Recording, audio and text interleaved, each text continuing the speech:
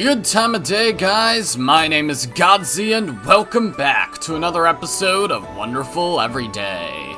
Last episode, we began Jabberwocky II, as we started seeing how the past is playing out. Seeing young Tomosane and young Hasaki, which is very interesting, as well as the dad, which I was told in the comments actually has the same voice actor as Shiroyama, which I would have never guessed that, especially since I don't have the voices on, but yeah, probably even with the voices on, that'd be hard to discern unless he has a much more gruff voice than I expected, or Shiroyama has a much calmer voice than I expected, but yeah, either way. Also in the comments, I was told that when I go back to do the other choice in Jabberwocky, I don't have to go back through which dreamed it. I can just skip straight to Jabberwocky II. So, alright, I will indeed do that. So, with that being said, let's just get back into it. Alright, let's head home. You didn't forget anything, right? Nope. Alright, let's go. Okay, but remember we're not out of danger yet, so don't let your guard down. Sounds like we're in for it. I guess the danger didn't end at the sea. Maybe a tidal wave will hit and pull us back into the water. That would be a real disaster. I mean, I guess so. Yuki and I pedaled the bike, pulling a luggage carrier with all our things. Not only our luggage, but also Hasaki's bike and Hasaki herself. Riding uphill at that. I was kind of surprised. She had no trouble pedaling the bike. It was all downhill on the way over, but now we have to go back up those very same hills. But I guess that doesn't matter to Yuki and I. Here we are! Hasaki-chan fell asleep. Yeah, I'm pretty sure this is the first time she's gotten to play like this, you know? Really? You've heard people here at the dojo talk about our family before, right? Nope, serious time. Oh, well, just rumors, really. Especially about Sanemi Kotomi-san. No, sorry, that's her old name. Now she's Mamiya Kotomi. She was famous in this village. That woman. My mother. What is she? Why does everyone pay attention to her? What is she? Well, she's still just human. I'm pretty sure it was before I was born, but one of the nearby villages became a ghost town. A village? Yeah, it was really underpopulated, but around here it's still pretty famous. A famous village? There's a shrine there. I hear it's called Sanagi Shrine. Well, it's an old legend, so I don't actually know much about it, but people say that the souls of all the people that die in this area gather at that shrine. Wow. They say there's an enormous hole under the spot where the shrine was built, and the hole is actually a path to the underworld. Is that true? Doesn't it sound like a lie? I guess so. Like I said, it's just an old superstition. Something ridiculous like that can't actually exist. Kotomi-san was born at that shrine. No, I've heard about that. It's supposed to be some kind of weird shrine where they practice the occult. The occult, huh? Well, that part might be true. People in this area believe that the women from that shrine can control the dead. But can they? That's my question. Tomosane, have you ever seen your mother controlling a dead person? No, never. I guess not. So, it's just superstition. The truth is probably that Kotomi-san has no special powers, but people in this village are weak to old superstitions. Everyone believes it. Maybe not everyone. I don't know what they all believe, but it's definitely a bit creepy to think even some of them believe that's true. It's no coincidence that she married into the Mamiya household, a family of traditional martial artists and Shinto practitioners here in Sawamura. You think? Do you remember Grandpa Mamiya? The one that died a few years ago? Yeah, but he died right after I moved here, so I don't really remember him. I heard he was the strongest person in the dojo. That must be Ryu, then. Yeah, he was incredibly strong. I watched an exhibition match once, but my dad got beat up in a few seconds. Oh, yep. Huh? Your dad was in an exhibition match? Yeah, but this guy was on a different level. But it was just an exhibition, right? If you fight a man like that, you fight to the death. Of course it was an exhibition. To the death? My dad was really stupid, so he came and tried to challenge the whole dojo when he was younger. After that, he swore to never fight Grandpa Mamiya outside of an exhibition match ever again. The old man was really that strong, huh? He was born before the war, you know? He went to the mainland during the war, and he fought and killed more people than you could count. But he was such a small man. When he faced an opponent, he knew everything. Knew everything? What kind of attack would come next, what the opponent was thinking? What are you talking about? That sounds like magic. Well, yeah, it does, but that's what I've heard. Something happened a long time ago when my dad stayed here as an apprentice. In the middle of the night, the old man yelled and woke everyone up. It was amazing. He yelled, "What the hell are you doing? There are rats eating our rice cakes, you fools!" His hearing was good then. Good doesn't even describe it. He was sleeping in another building. He wasn't even close to the dojo. Really? Yeah, really. I've heard a lot of other stories like that too. So he really was that strong. I only have a fuzzy memory of him. Traditional martial arts were passed down by Shinto practitioners, so the Mamiya family might have some element of spiritual power in their martial arts. By spiritual power, you really mean superpowers, right? Well, I guess it's the easiest way to think about it. You mean like supernatural abilities and stuff like that? Like throwing someone across the room without even touching them? Oh no, I never heard about anything like that. But apparently he could read people's minds like it was nothing. Wow, really? I don't know, don't you think it's true? At the very least, my dad definitely didn't want to fight him ever again. I guess so. I never knew.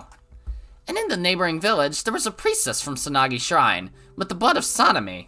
The Mamiyas were the only family that would take someone like that. The Mamiya family practiced the ancient techniques for hundreds of years to acquire their spiritual powers. Oh, really? I never knew. So if you make your mom too mad, she might send zombies after you. What are you talking about zombies for? I don't know, I just thought it sounded cool. Don't worry, there's no way that woman has any special powers. I guess so. But that's why the people from this village feared Sanemi Kotomi like the plague. Like the plague? It just means they were really afraid of her. That's not all though. Fear usually turns into violence, you know? Violence? What do you mean? People often strike out at what they fear. Strike out? In other words, they discriminate. Discrimination? You mean like bullying? Yeah, something like that. When a bunch of adults bully someone, it's called discrimination. When adults bully someone, huh? That's crazy. That's not exactly what discrimination is, but okay. Yeah, and... I can't read. And that kind of bullying can really change someone when it's that bad. Especially at school and stuff. I see. At that time, the only person who helped her was your father. My father? Your father was a really nice guy. He couldn't stand to see someone discriminated against because of some old superstition. Doesn't mean he had to marry her. No, at first he was just trying to be nice, but in the end the two fell in love. So they eloped together to escape the persecution here in the village, and that's how you were born. I see. She was hated by the village people, so they ran away to Tokyo. I guess that's why the people around here kind of look at me funny. The Mamiya family is well respected by the villagers. Besides, Hiro-san was really smart and very nice. No one thinks less of you because you're his son. I guess. But even if they liked one of my parents, they still hated the other one. But Hasaki is different. Hasaki doesn't have Mamiya blood in her veins. Oh, right. That makes sense. So you think people from the village will discriminate against Hasaki? Don't you? I wonder if people really believe in that stuff anymore. But I heard some people at the dojo talking. They said Hasaki is one of the Sanemi. But that's just a rumor, right? It's just people making idle chatter.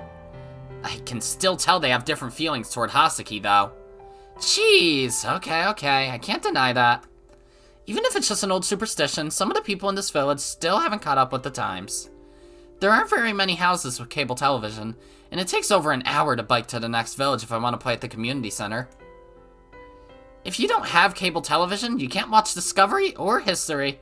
You can't get those channels unless you have cable. That's all you care about? Is there some kind of problem with Hasaki? Of course there is! Do you think Hasaki deserves to get bullied too, just because she has Sanemi blood? Not at all. Of course I don't think like that. I really like Hasaki. Then what are you gonna do? What do I need to do? There's no problem, right? There is a problem, a big problem! I don't think there's a problem. She has a hero to save her if she gets in trouble after all. Huh? From what I hear, there's a transforming action hero looking out for her. Do you know anything about him? You were listening? Yeah, I heard most of it. Yukine, I never expected you to be an eavesdropper. Oh, come on. I wanted to say something, but it sounded like you were talking about something important. I didn't want to interrupt the conversation, you know? Yukine, you... But it shouldn't be a problem, right? No matter what happens here in the village, she will always have a hero to protect her, right? That said, I don't think you have anything to worry about it. Okay, that's probably written wrong. No one from Sawai is going to try and hurt Hasaki. They might talk about her, but that's all. This is modern Japan. Look, you can just go to Jasco if you want to buy something. They're not going to discriminate against a little girl just because of some old superstition. Besides, I'm here for her, and so is my dad. There's a whole Mamiya family, too. Yeah. So don't worry about it. You just have to do your part and look after her. Alright. Alright, that's what I wanted to hear. Anyway, I'll see you later, Tomosane. Yukine really is an adult, huh? Someday I want to beat her. That's right, she's like my rival. Someone who I have to overcome because I'm a hero. I felt tired from going to the beach, but I couldn't really sleep. I guess I just sat on the shore and built sandcastles, so I wasn't actually all that tired. I looked at the clock. It was past 10. In the countryside, night comes early. Back in Tokyo, there would still be plenty of lights on, but in this village, everything is dark by this time. My mother, huh? I had never heard anything about her life before. I heard that she went to live with the Mamiya family when she was still a child, and then she eventually married their oldest son, my father. But I never heard the reason why she was living with the Mamiyas before now. I knew her maiden name was Sanemi, but I hadn't heard the details. I just heard a bunch of creepy rumors. Her relationship with the fuckers at the White Lotus Association started there too. So she's descended from a shrine maiden that could lead the dead, huh? Just the atmosphere around her makes my skin crawl, so it's definitely fitting. But they say that those shrine maidens could control the dead. That's nonsense. If my mother could do that, she would have already killed me and Hasaki. Especially me. She already tried to cut my throat once. If she had those powers, she wouldn't need a knife. She could just kill me with her special powers. I looked at the ceiling. The wood grain in the old house almost looked like a person's face. It reminded me of my mother. It made me sick. Tomo-ni-san? Huh? Hasaki, what's wrong? Can I sleep with you? No, I don't really care. I'm kind of scared sleeping alone. Huh? Weren't you sleeping with Grandma? Yeah, but I'd rather be with you. What for? Because you're my hero. Oh, I guess a hero wouldn't mind. Alright, I'll go get another futon. Wait, that was Tomosane. I want to sleep in yours. My futon? Can I? Well, I guess I don't mind. There'll be more room if we get another, though. I don't want more room. Huh? I don't get it. Alright, come here. Sure. Hasaki squeezed into my futon. What's that? I saw that she was holding something. No, they're twin rabbit dolls. Hasaki opened her hand, showing me the two small rabbit dolls in her hand. They look like something you would put on your phone. Do you always carry those around? Yeah, I always have them in my pocket. That's why they're dark black, I guess. Dad bought them for me. Wow, Dad bought them, huh? He actually bought one for Takuji and one for me. Wait. Takuji-ni-san said he didn't want to have a toy like that, so he threw it away. I took it because he didn't want it. That sure sounds like him. He really gets on my nerves. If I'd been there, I would have hit him right in the nose for that. No, thanks to him, I got two. They're twins, so they're happier together. Well, I guess if you don't mind. 2 dolls. Twin dolls, given to the twins Takuji and Hasaki. That sounds like something Dad would think of. But Takuji didn't want his. Of course not. He resents the fact that he has a twin sister. Of course he'd throw away his doll. What's wrong? Oh, it's nothing. Today was fun. That's good to hear. Yeah, and Yuki-san was really nice. Yeah, she's a nice girl. She's a bit violent, though. Not really. You said that before, but she's not violent. She's super nice. That's just because you don't know her. She can be nice, but she's actually really mean. But she's so nice. My life here in the country, with Hasaki. It's only supposed to last for the summer. Once summer break is over, Hasaki will return to Tokyo. Dad will get out of the hospital, and life will return to normal. That was the plan, until we heard the news. Uh-oh. News. A summer day, the end of summer. Okay. Window. The end of summer. Hasaki and I had been called to visit our father in the hospital in Tokyo. Oh, was there a time skip or something?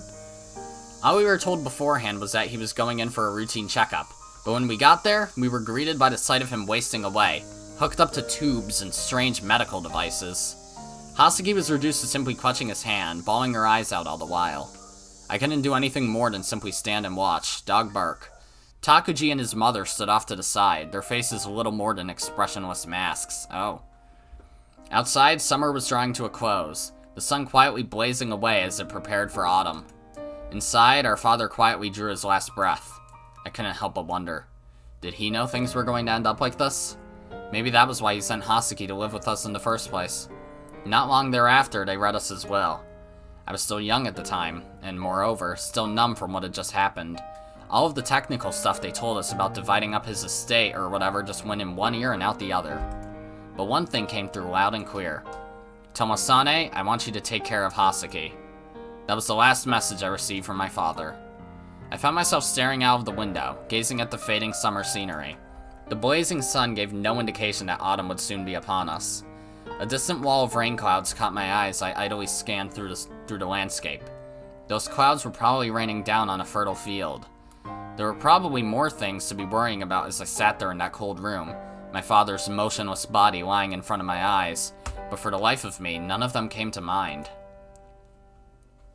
Hasaki never really stopped crying that day. I just stood there next to her at a loss. I finally realized how much time had passed when the light filtering in through the windows faded to sunset's crimson. Roused from my reverie, I turned to find Takuji and his mother nowhere in sight. In their place stood our grandmother. She told me plainly that our father's ceremony would be carried out at the Mamiya house, in other words, in Sawaimura. Apparently this was upon our mother's request. Oh. I couldn't help but wonder just how low she could sink. Her own husband had died, yet she was just passing the ceremony off to his relatives out in the country? Did she just feel absolutely no sense of responsibility for anything? At that moment, I could feel nothing but anger directed at her. The rest of my emotions laid uncannily silent. It was as if nothing else mattered. Hasaki and I were told to return to Sawaimura ahead of everyone else in a car waiting outside. Hasaki refused to budge at first, tears still welling up in her eyes. Hoping to assuage her in some way, our grandmother leaned down and spoke to her softly. Your father's soul isn't in this hospital any longer, Hasaki.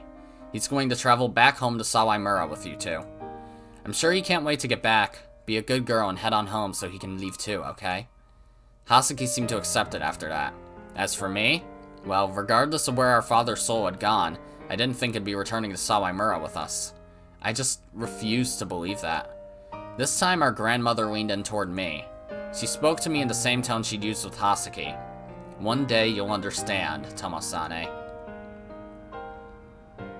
Hey, you two. Welcome back. Yuki-san.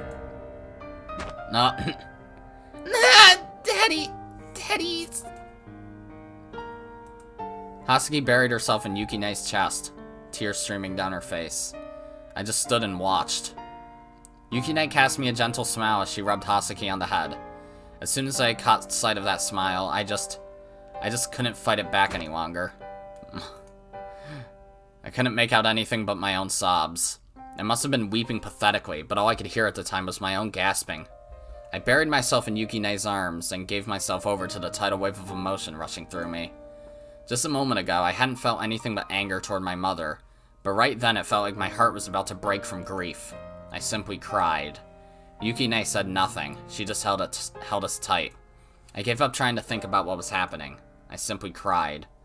Yuki-ne kept holding us, a sad smile upon her lips. The tears just wouldn't stop coming. We stood there in her embrace, crying for what felt like years. Aw. Summer faded away around us. The piercing light of midday vanished like a candle in the wind. The fresh night air felt oddly soothing. We finally headed inside sometime later. That night, Hasaki couldn't get to sleep. She kept coming to me, asking where our father had gone. Grandma told us he was here, so why can't we see him? I told her that he was up there in the sky now, that there was a place called heaven up there above the clouds, and that he had gone up there. Hasaki never did stop crying. She cried all through the night.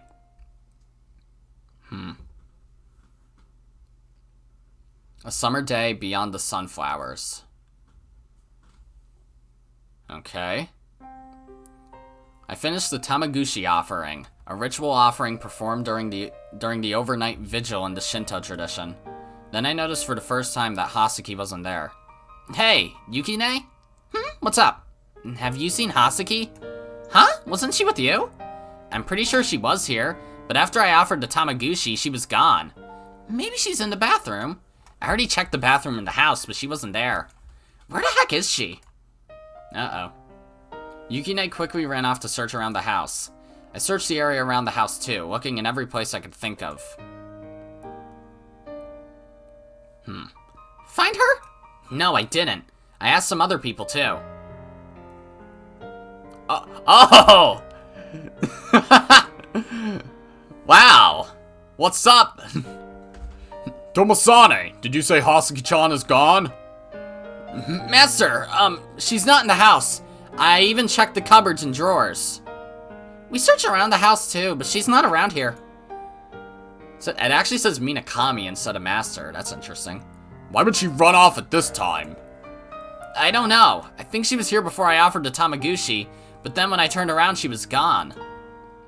Anyway, can you get some of the students to help us look for her? Sure, of course. I'll go ask everyone that isn't busy. Let's go, Tomosane. We should look by the water. The water? That's the most dangerous place. We wouldn't want her to hurt herself. I'll go look over by the beach. At her age, I don't think she could really get all the way out to the beach, so we don't have to worry about that. Alright, Tomosane and I will go look by the irrigation ditches. I'll leave it up to you. Okay. She's not over by the ditch. I'm pretty sure. There was a pond out there, right? What's wrong, Tomosane? Oh, it's just... I think Hasaki said something weird earlier. Something weird? There's a road behind the school, right? Yeah, there is. She asked what was down that road. On the other side of the hill? Oh. There's a field of sunflowers on the hill. It would be pretty hard for Hasaki to get out there on foot. But Hasaki was always asking what was out there on the other side of the sunflowers. She liked to imagine that there was something out there. I see. It's this, then. That thing when, in which dreamed it, with Yuki carrying the doll back. I see. Out there? It's just a mountain wilderness, isn't it? Yeah, that's why she might be in trouble. It's getting late. Tomosane, we need to hurry. Hasaki! Hasaki-chan! I searched the field of sunflowers with Yukine. These sunflowers are as tall as us. I can hardly see a thing. Maybe she kept going down this road. Gotcha. I'll search down the road, so you just wait here. Why? You dummy. I can't let a child go wandering out in the mountains all at night. I'm not a kid. Hush. Just wait here. Hey, Yukine! Just like that, she ran off down the road. Damn it. To be honest, I can't run nearly as fast as her. Even if I ran after her, I couldn't catch her. I had nothing to do but look around at the sunflower field. Hasaki! The sunflowers were even taller than I was, and my voice was drowned out in the thick vegetation. No matter how much I yelled, my words were simply swallowed up by the sunflowers. Damn it, she probably wouldn't hear me if she was here. I kept yelling out into the field of sunflowers, but I wasn't accomplishing anything. Eventually, I went to search the top of the hill instead. I figured my voice would carry further if I went up to the peak. I stood up on a high place where I could look over the entire field, and as I was about to call Hasaki's name again. Huh? Once I could see out over the entire field of sunflowers, I noticed something for the first time. Is that a road? Over on the far side of the field, there was some kind of trail. The trail led up to the main mountain road. There's another path over there. The sunflowers were so tall that I didn't even notice. Huh.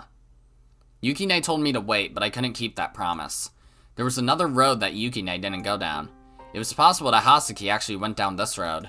So I cut through the field of sunflowers and ran up the steep road. I had no idea where the road would lead. On the other side of the monstrous booming sunflowers, the road led into the darkness itself, like something from beyond the pale of our own familiar world. If Hasaki took my words literally, Dad's soul is far away, in the sky. He made his journey to a place called heaven. If she took those words literally, she would want to follow this path to its end. A path through the proud sunflowers into the heart of nature's darkness, like a path to connect the realms of life and death. If there was any place that Hasaki would imagine her father's soul taking up its final residence, it'd be this place, beyond the hill of sunflowers. That's why I ran. I ran up the steep hill with all my might. I ran headlong into the night, and I saw a light before me. It was like we were coming out upon the world's exterior. Oh. A world of deep blue. Brilliant, shining stars were woven into the tapestry. I'd never seen such a night sky. It looked like the sky was falling. Okay, Chicken Little. What's this? I was taken aback by the sheer number of stars. Yeah, the sheer number. There is none. The starry night sky was always a beautiful sight in this village. But in the 3 years I'd lived here, I had never seen such a beautiful sky. It was like... Oh. Like the souls of the dead flying away. Hasaki! Tomosane! Ugh. I barely caught Hasaki before she fell. She was totally covered in mud. She probably stumbled and fell when she was climbing up here. She was obviously so tired she could hardly stand. Oh, there's stars, okay. One of them is Dad's soul, right? But I'm not tall enough. I can't reach him. You dummy. Doesn't matter how tall you are. No one could reach Dad's soul just by reaching up. But they're all so close. It doesn't matter. You can't reach Dad anymore. But we came all the way to the edge of the world. A sky full of stars that seemed about to rain down upon our heads. I wasn't really surprised that Hasaki would think it was the edge of the world. That this could have been the edge of the world. Hasaki started to cry. This isn't the edge of the world, Tomosane. Dad's soul isn't here. Hasaki cried into my chest. I just held her and tried to comfort her. There's no edge to the world, is there? Look. Hasaki pointed with her finger, but she didn't point towards Sawamura. It was another village, just like Sawamura, lit up with the lights of human life. There was another village out there, and after that, a bigger town. No matter how far she walked, she would always find something else out there. No matter how far she tried to journey into the unknown, she could never reach the place where her father's soul had come to rest. That was the first time Hasaki was forced to face that truth. The truth of her father's death. The true meaning of the word. I held Hasaki close. Let's go back. Everyone is worried about you. Everyone is worried? Yeah, they really are. Everyone in the village is probably looking for you by now. You just disappeared on us, you know? Looking for me? Yeah, if Dad knew you went out alone at night like this, he would have to scold you. I'm sorry. You dummy, just don't do it again. Come on. I squatted down and gave Hasaki my back. I'll carry you. You can't walk, can you? I'm not sure. I just watched you fall a second ago. Hurry up and get on already. Okay. I'm sorry. What for? For making you worry. Yeah, no kidding. But how did you know where I was? How? Are you stupid? Huh? Why? I told you, I'm your hero. What kind of hero would I be if I didn't come to rescue you when you were in trouble? Tomosane. Heroes have to know things like that. I guess so. So of course I knew where you were. Tomosane? Here. What? Isn't this your white rabbit doll? Rabbit doll? Yeah, I'll give you one. Really? Won't the other one get lonely? She has me, so she'll be okay. That's silly. No, right. In that case, there was that rabbit in the store window, right? I'll buy that for you. Huh? The store? You know, the one you saw when we went to Jasco. The great big rabbit in the window. The stuffed rabbit from that store called Wakatsuki? Are you kidding me? That's where the name came from? A store? Oh, right. The store where the rabbit is from? But isn't the rabbit that she has, like, wasn't it made by Tomosane? You would think that it would take on a different last name than the store that it didn't even come from. But alright. You still remember the store name too? Yeah, that rabbit was at the store called Wakatsuki. Yeah, I heard you the first time. Oh, really? In that case, I'll buy the rabbit from that store for you. But it was expensive. Are you dumb? Don't underestimate me. My bank account is worth more than most countries' entire GDP. Okay. Really? Yeah, really, so don't worry about it. If that's true, then I'll give you this one too. Huh? Both of them? Yeah, that way neither of them will get lonely. You think? When you give me the big rabbit, I'll be your twin. Then you can take both of the little rabbit twins. Are you sure? Then Hasaki went quiet. I realized she'd fallen asleep. She was obviously tired. But still, I told her I was her hero. But the truth is, it was just dumb luck that I found her. Or maybe it really was Dad leading me to her. They say a person's soul can stay on Earth for a while before leaving for heaven. In that case, Dad, I hope you're listening. I'm gonna hold a grudge against you, Dad. Because you were always too nice to people. That's why this happened. So now that you're dead, just look after Hasaki. You just need to protect Hasaki. I'm not asking anything else. Just watch over her so she can be happy. Please, Dad. A starry sky, so full of stars that they could rain down upon our heads at any moment, laid above us. I stood under just such a starry sky as I uttered the last words I would ever say to my father.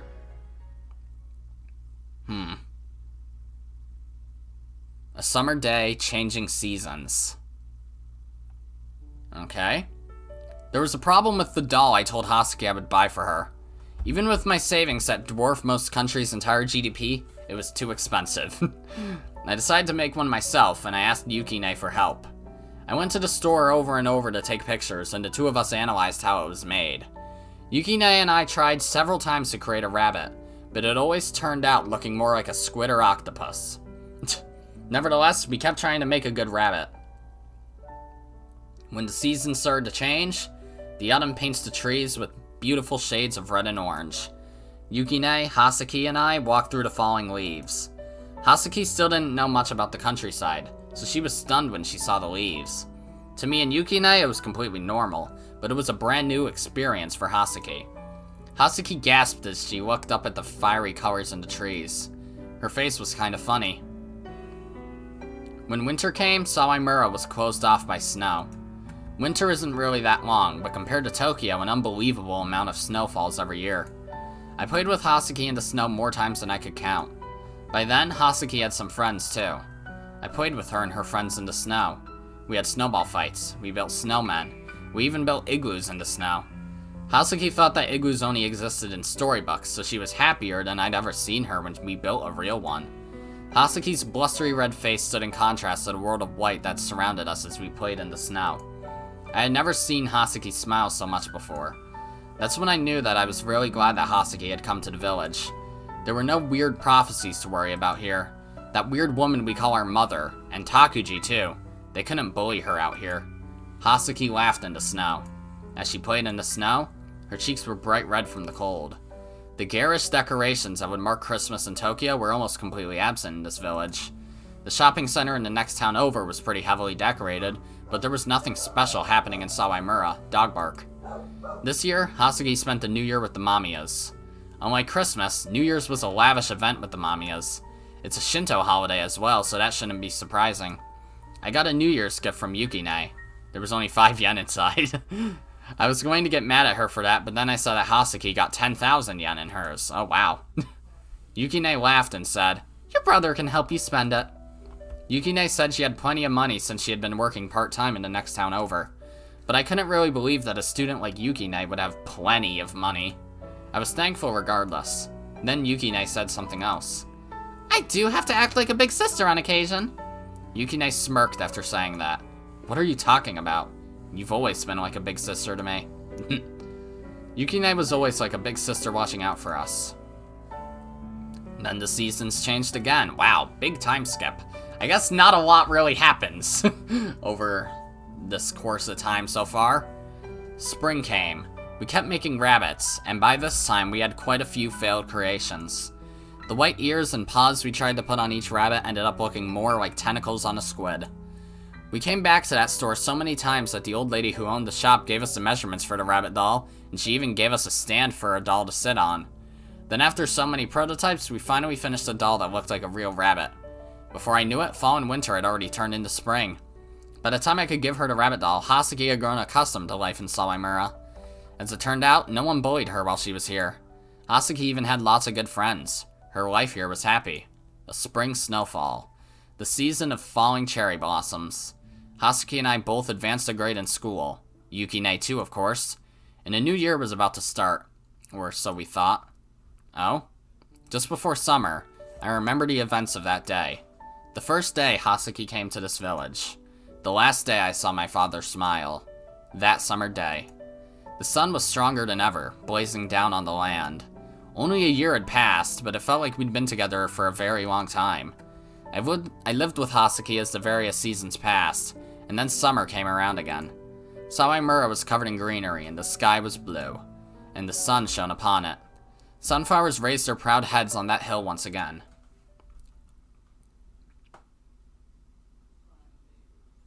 A summer day, a wandering spirit.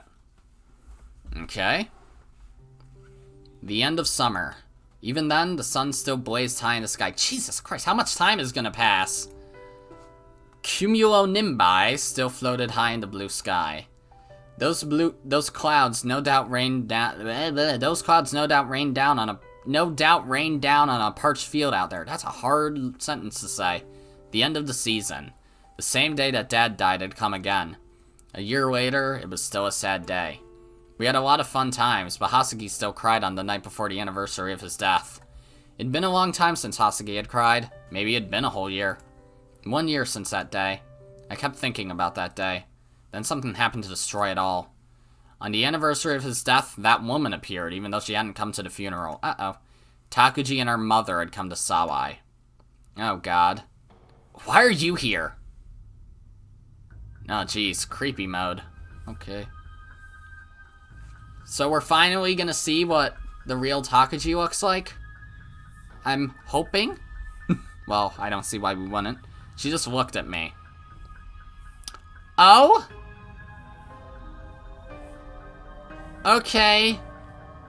He looks like Tomosane, except because Tomosane looks like Takuji, except Tomosane is Tomosane, so okay. Sure. I guess it makes sense, but still. Takuji stood in front of her. What kind of voice am I supposed to give this little shit? Something creepy but still high-pitched. You still don't know how to talk to your mother, do you, Nissan? I don't think of her as my mother. Oh. Tomo Nissan. Hasaki. Long time no see. How the fuck are they fraternal twins, I guess. Neek! Just creepy when you laugh. Look, you're scaring Hasaki. Don't call me creepy. That's rude. I was smiling because I hadn't seen my little sister in so long. Smiling? That's a pretty nasty smile you got there. Rude as ever, are we? Oh, she's talking. Where is my mother? If you're looking for Grandma, she's in the house. Alright. Takuji, let's go. Where are those bastards in Sawamura? For Dad's first anniversary, maybe? The first anniversary of a funeral they didn't even come to? Yeah, I don't really understand why they're here. Takuji hasn't changed a bit. Takuji Nissan always listens to Mom. That motherfucker! Oh. I guess that makes you a sister fucker, doesn't it? Is that him again? What did you say? Oh, it's Yuki. Yuki-ne. Was that your little brother just now? Yeah, Hasaki's twin brother. Twins, huh? Wow. He's the kind of scum that hit his sister. Hit her? Don't all siblings fight sometimes? Hasaki doesn't do anything to him. It's just him being mean to her. I see. Oh, Hasaki-chan, you really like that doll, don't you? I always see you carrying it around. Yeah. Hasaki hugged the rabbit doll to her chest. It took me and Yukine 3 seasons to make that rabbit. It wasn't quite as good as the rabbit in the store window, but Hasaki was quite enamored with her doll nonetheless. Do you have the twin rabbits you got from Hasaki-chan, Tomosane? They're in my room. You should attach them to your phone or something, dumbass. Don't let them out of your sight. I'm a guy, I can't walk around with something like that. You don't like them? You dummy! Ow, hey, don't hit me, stupid! You're the stupid one. Jeez, don't talk about Hasaki-chan's precious gift like that. I guess, but still, I can't put a rabbit doll on my phone. Shut up! Don't let it out of your sight, you hear me? You're so stupid. Okay, fine. So how's your doll doing? It ripped a couple times, but Tomo-san fixed it for me. Oh, wow. Took us so many tries that I learned how to sew up little things like that. You're good at all sorts of stuff, aren't you? Yeah, and he does well in school too. Tomo-san gets good grades, and he's amazing at sports. No, my grades are... well, let's just say the bar is set pretty well in this village.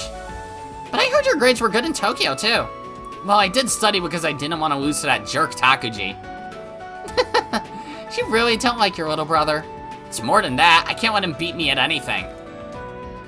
I heard Takuji-san got really amazing grades at school after you left. I heard his test scores were some of the best in the country. Huh? Seriously? Yeah. Whoa, now you're the one who's losing. Who cares about that? Being a man is about more than just getting good grades. Then what is it about?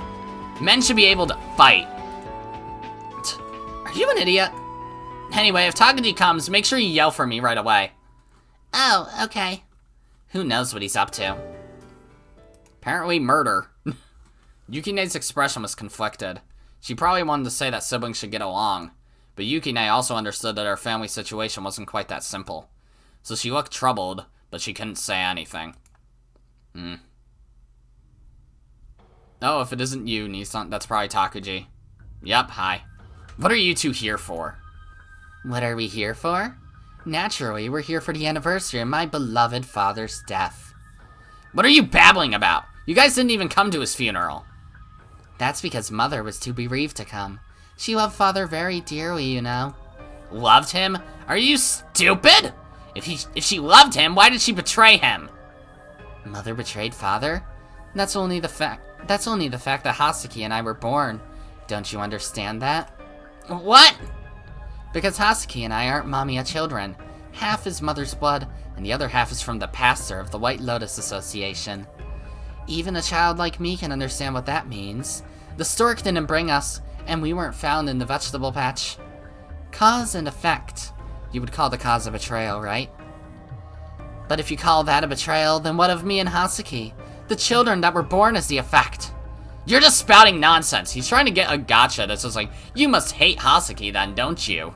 Because she's what was caused by the betrayal that you hate. So, you can't hate both, you hypocrite, except... I mean, you can't hate one and not hate the other hypocrite, except you could.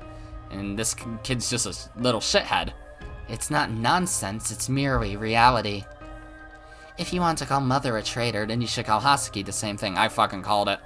Children are so fucking easy. You can tell what they're thinking at all times.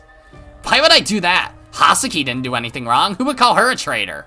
No one would say that. I won't let you say that. I'll never let you. As usual, you're not being logical. I just can't understand you. Please just boot this little shit in the fucking face. I hate him. Wow. If Mother is a traitor, then Hasaki and I are both the result of treachery, the symbol of an ethically problematic birth out of wedlock. Isn't that the logical conclusion here? Aren't you like 6? What the fuck? Urgh. Well, I guess he'd have to be a little older if they're in grade school, right? So he's probably like 8? Or something? So then that would mean that Tomosane is like 12? What a creepy guy. He was always like this, but he's gotten even worse with age. He keeps using words I've never heard before. Hasaki isn't a symbol of treachery. You always distort the situation and force your own interpretation on things.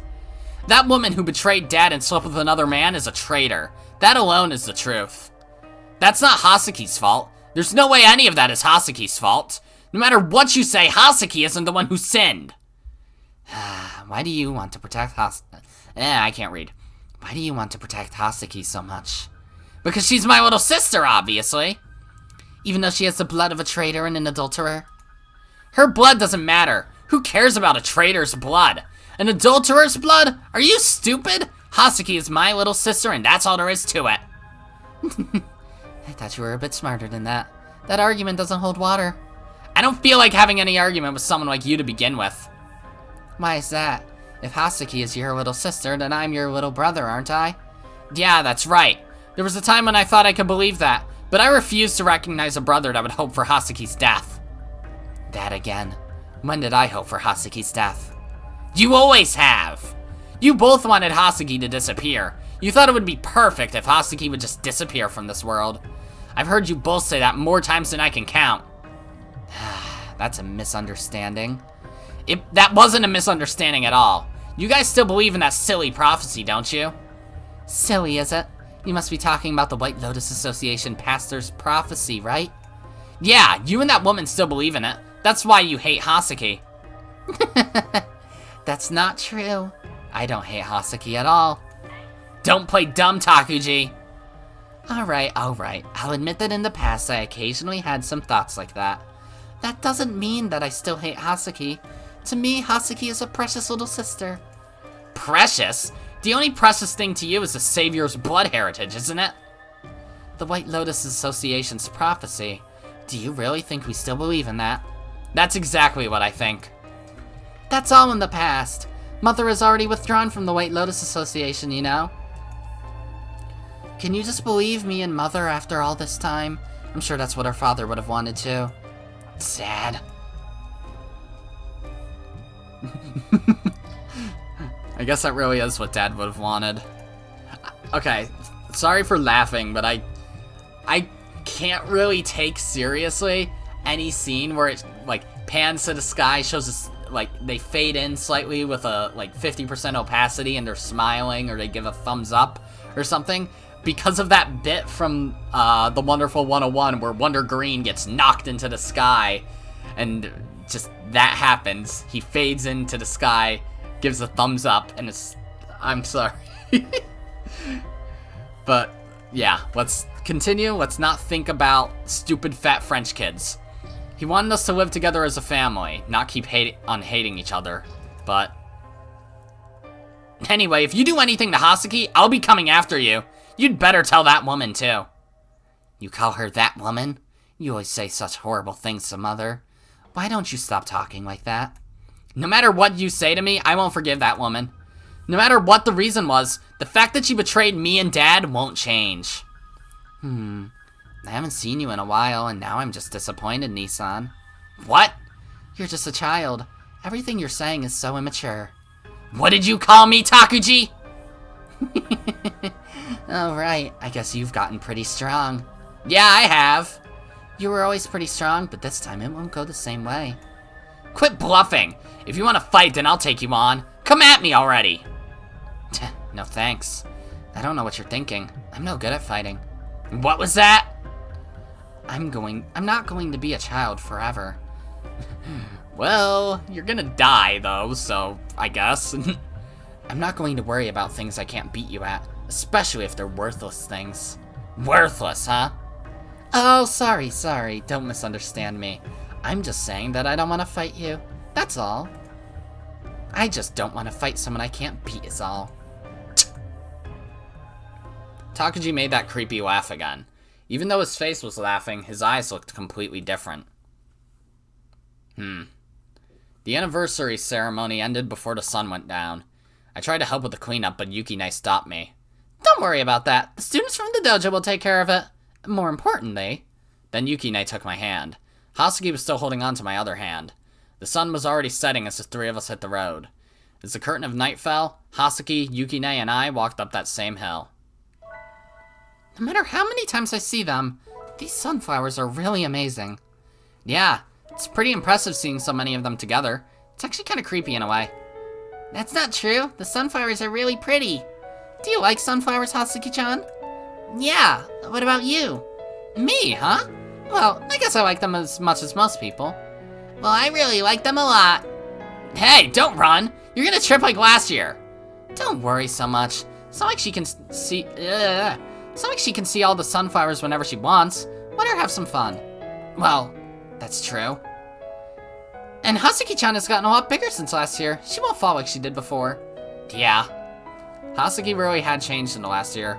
Her feet looked clumsy and unsure before, but now they nimbly danced over the soft earth. What do you think about the sunflowers, Tomosane? The sunflowers, huh? I looked them up in a book and it said they were related to chrysanthemums. I guess they are. I guess that's why they look like them. Look like what? Like I said, like mums.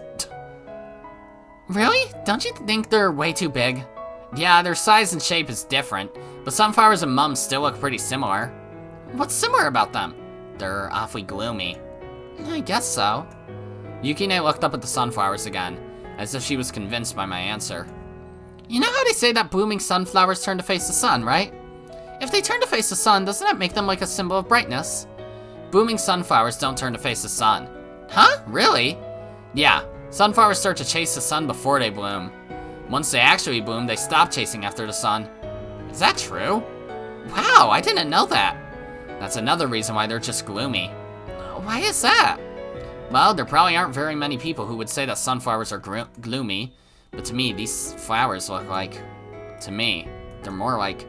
They look like flowers for funerals. I probably got a strong first impression of sunflowers on that day. I still remember the time when I followed Hasaki up this hill. I see. So the sunflowers on the hill look like flowers for the deceased. Yeah, that's about right. Once you wade through the sunflowers, you come upon a road shrouded in darkness. Just like last year, it looked like the road to the underworld. Last year I didn't know this, but there are actually a lot of people who believe that road crosses over the border to the underworld. I later realized that there are a lot of mentions of that road in old books in the village. In reality, that road doesn't lead to the underworld at all. Neither Hades nor heaven, nor even a new world lies beyond that peak. It's just another ordinary landscape on the other side. Hasaki-chan, are you okay? It's a pretty steep hill. Yeah, I'm okay. Don't worry about it so much, Yukine. She's walked up here before. You're the one who said Hasaki has gotten a lot bigger after all. Yeah, I'm okay. I'm bigger than I was back then. That's true. You've really grown up in the last year, Hasaki-chan. You can't really grow up in just 1 year, though. You don't know what you're talking about. Hasaki has definitely grown up a lot. How exactly has she grown up? Let's see, she's taller, for example. Well, I guess so, but she's still a little squirt. Also, she doesn't call herself Hasaki when she's speaking. Oh, that's right. Sometimes she called herself Hasaki instead of just saying I. Why did that change? Change? Did I really say that? You still say it sometimes, but not very much anymore. Oh, really? I didn't even realize. Oh, you don't always say it. You've definitely changed from the way you were last year. You sure are observant. Of course I am. You've become awfully manly yourself. I was always a man. No, I mean you've grown. Really? You guys are still young, so maybe you don't know. That's pretty common, actually. Even if you don't notice yourself changing, you're still changing. Take this creepy mountain road you thought you'd never climb, for instance. All of a sudden, you find yourself using it every day, just like that. Time passes, and sometimes it's hard to tell whether it's you that's changing or the world around you. Is it like that for you, too? Don't ask me. What do you think? Have I changed? You haven't changed much. Not at all, really. I'll take your word for it. We made our way through the darkness and came out on the same hilltop as before. The stars shone in the clear sky. Wow. The stars really are beautiful today. It's a waning moon today. Waning? Yeah, it's a waning moon, but you can't see it yet. There's no moonlight, so the stars are really bright. That's why the sky is so pretty. Yeah, that's right. Can I go play? Yeah, but don't go any further than this. Why not? There's a place where the hill turns into a steep cliff. A cliff? Yeah, so don't walk over here. Alright. I don't trust that. What about you, Tomosane? What about me? Won't you play with us? Why? You want to play, don't you? Not really, I'm not a kid. You really are a kid. That's what you always say. I guess so. That's why. Why what? You need to grow up already. Huh? What's that mean? Are you treating me like a kid again? No, I'm just saying you ought to hurry up and become a real man. Come on, I am a real man. Jeez, do I have to spell it out for you? Sure, spell it out for me. Okay, fine. Tomosane, you ought to grow up and propose to me. Huh? What's that supposed to mean? You're blushing. What? Are you teasing me? You're blushing so much. Like you? Stop it! Whoa! Ow! Okay. Huh? Come on now. You're a lot bigger than you used to be, so be careful. Hurry up, you're heavy. Sorry. Why are you blushing? Oh, huh? Whoa, my skirt! Did you look? No, what? Just for a second? No, wait, I'm sorry! What? Oh, nothing. It's just that we're both old enough now that I have to care if you see my underwear. What do you mean? You don't understand? Well, that makes sense. It's just that before I never would have cared if you saw my underwear because you were just some dumb kid. But I'm getting red too. Why am I blushing? Why wouldn't you be?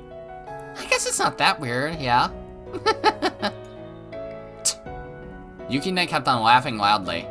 I didn't understand why she was laughing. I wasn't entirely sure, but I felt like she wasn't making fun of me this time. Still though, the sky really is pretty. It's like the stars could come down raining on top of us. The stars don't fall. That's right, the stars don't fall. The only thing that falls on Earth is light from distant stars and distant worlds. The world is really interesting. How so? I mean, just look. We can see the light from worlds so far away. What's so strange about that? How wide are our brains? What do you mean? It's a poem. My favorite poem in the world. The brain is wider than the sky. For put them side by side, the one the other will include. With ease and you beside, the brain is deeper than the sea. For hold them blue to blue, the one the other will absorb, as sponges buckets do. The brain is just the weight of God. For lift them pound for pound, and they will differ, if they do, as syllable from sound.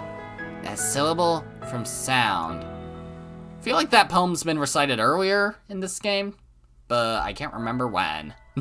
Yep! That's wrong. Why? There is no God. 12 and already an atheist. I see. There's no God in the world. I see. Yeah, and there's no way he could exist. Tomosane watches Sargon of Akkad, apparently. Is Sargon... I can't remember whether Sargon's an atheist or not. I used to watch a bunch of those types of YouTubers when I was like 15, 16 years old in high school. My Republican phase was way cringier than my weeb phase, we'll say that much. If he existed, then why would he make our family be like this? Why would he kill Dad? The person called God? He's not a person. Well, anyway, even if he existed, he'd be weak and powerless. A worthless jerk. A worthless jerk? Actually, speaking of that, I've thought about it too. They say that God created the world in 1 week. That's ridiculous. If God really was the guy who created the world, he would say this. I shouldn't have made this. Don't you think? Wait, that part isn't done yet. Wait, what? What the fuck happened? Oh, right. Okay, I see. You were quoting God, I suppose. Yeah, that's what I think. No matter how many people are suffering on Earth, he just sits back and lives it up, like he doesn't give a shit. If God was anything like a real person, that's what I would say to him. Yeah, he's really just scum. He can do anything, and yet he doesn't act. I hope reading this doesn't make me go to hell. Granted, I don't believe in God either, but... That said, have you ever heard this? Heard what? Have you heard of the story about the footprints in the sand? What's that? God walks beside us in our lives, so when you die and look at the path your life took, you will find another set of footprints next to your own. A human life is supported by another power. But then, in the lowest and saddest times of your life, you will find only one set of footprints. There's no one walking beside you in your saddest moments. That's when you need God the most, isn't it? That's not it. In those moments, when you see only one set of footprints, that was when he carried you. Carried me? That's right. Even when you think there's no way to keep going, you still move forward in life. Just like when Hasaki-chan thought that there was no way she could ever climb that hill. People always move forward. They can't stop in place. There's one sentence inscribed in all our hearts. Inscribed in our hearts? Yeah, a command that's inscribed in the heart of every person. No, a command inscribed in the heart of every living thing. In every living thing? Yes, and that inscription says just this. Live happily! A cat, a dog, a zebra, a tiger, a cicada, and even a human. Equally, they all must live happily. What are you talking about? No animal lives without seeking happiness. They all live to seek their own happiness. Because they are commanded to do so. Is that really a command? Who knows? But don't you think it is? And humans too. No, humans strive for happiness more than any other animal. And then they despair. Why is that?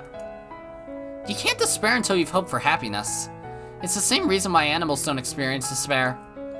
But animals try to live happily too, don't they? That's right. Then why don't animals experience despair? That should be obvious. Animals are living in happiness. What? There are some animals that aren't happy, right? There aren't. Animals are always happy. Not true. Sometimes my dog is barking at nothing. She's not happy then. All living beings are equally happy until the moment of their death. Why is that? Who can say? You don't know? I actually do. The answer is simple. They don't know death. Animals are living through an eternal phase. So animals who try to live happily are always happy. Animals don't know death? That's not true either, is it? Isn't that obvious? Why not? Because in reality, no one knows what death is. Or, okay, you're speaking metaphorically then, sure. No one? Yeah, no one knows death. No one has ever experienced death. Death can only be imagined. It's not something you can ever actually reach. This is like the exact same thing that Tomosane said to Ayana, right? People don't know death, and yet they imagine death. And they can only drown in the midst of happiness because of it. Despair is a privilege reserved for those who can drown even in the midst of happiness. A privilege? That sounds like a bad thing. That's right. Still, that's how people found their words. Because they felt that the sky was beautiful. Because they prayed that the world could be better. Words, beauty, and prayers. They found their wonderful days along with those three powers. People, find happiness. Do not drown in your happiness. Do not despair of this world. Just live happily. Something like that. Just live happily, huh? Well, I'm kind of making it sound dramatic. But it's really amazing, you know? What is? I was just looking at the sky again. The stars really are amazing. Yuki stretched her arms out and laughed. This entire sky, this entire universe is all in our heads. It's so amazing. All in our heads. When she told me that, I looked up at the sky once again. This beautiful sky is in the world inside my head. Of course, that makes perfect sense. But once I arrived at that thought, my feelings changed to fear. All of it is just my own world. Anyone would be overwhelmed if they were faced with the realization that such an expansive, starry sky was all within their own head. I thought all of that stuff just now. Really? Yeah, that's what I thought when I looked up at the stars. Of course, I always wondered about it, just like you, Tomosane. There is no God in the world. Quite the opposite. Everything born into this world is under a sort of curse, because they all have to die. All those happy times have to end. All the joyful moments have to end. No matter how much you might love someone, no matter how much you might love the world, it will end. It will all come to the end we call death. That's why I think anyone born into this world is cursed. Because happiness is just a warning of the end to come. Maybe that's the reason why I saw the same dream over and over. The same dream? Oh. Yeah, a dream about a baby. No. You're afraid of a baby in your dreams? Yeah, it's really scary.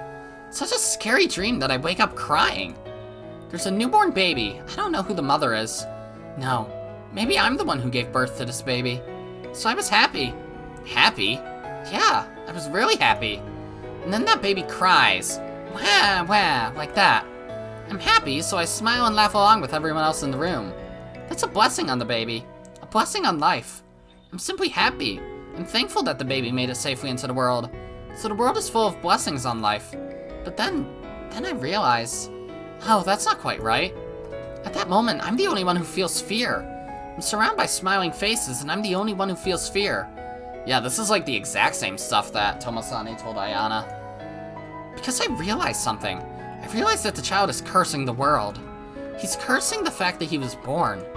Everyone smiles, but I'm frozen in place. I'm alone in a world of blessings. At that moment, I think to myself, I have to stop the baby's crying. I have to throttle that newborn infant. I have to end that life right here, right now. Because being born is a curse. At the very least, the newborn infant thinks that it's a curse.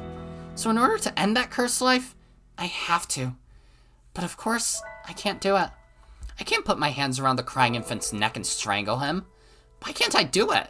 The baby can only curse life, but I can't put an end to that life. I have to do it, but I can't. And then I cry and cry, and even though no one would actually cry in that situation. And soon the baby's crying. I realize the baby's crying. I realize that his crying has calmed down. And as I listen to him, I'm just thankful for it. And then I pray for this happiness in his life. Today, I finally realized what that dream means. Really? Well, maybe you still don't understand. But when I looked up at the stars, I found the answer. Why you mustn't end a crying baby's life. Oh god, what's happening? Why a person would mourn the death of another. And why the grief they feel is certainly not misplaced. One is right to pray in the darkness. And to love the world. The love that fills the world. That love is prayer. The blessing upon the sky that hangs over our heads. That is prayer. The world is filled with blessings. That's why man is able to live in the eternal phase. We can do it. Yukine. It's so amazing! Confucius said that if he could learn the truth in the morning, he wouldn't mind dying in the evening of that same day. Will I die now? Did you learn the truth that Confucius was looking for? I'm not sure. Yukine laughed, as if she was convinced that she really would die soon. She blessed her final night. Okay. That's some, like, Stephen King levels of foreshadowing a death. It was several more minutes before I noticed something was strange. I felt that there was someone behind me. Yuki and I both noticed it. Okay. Hi.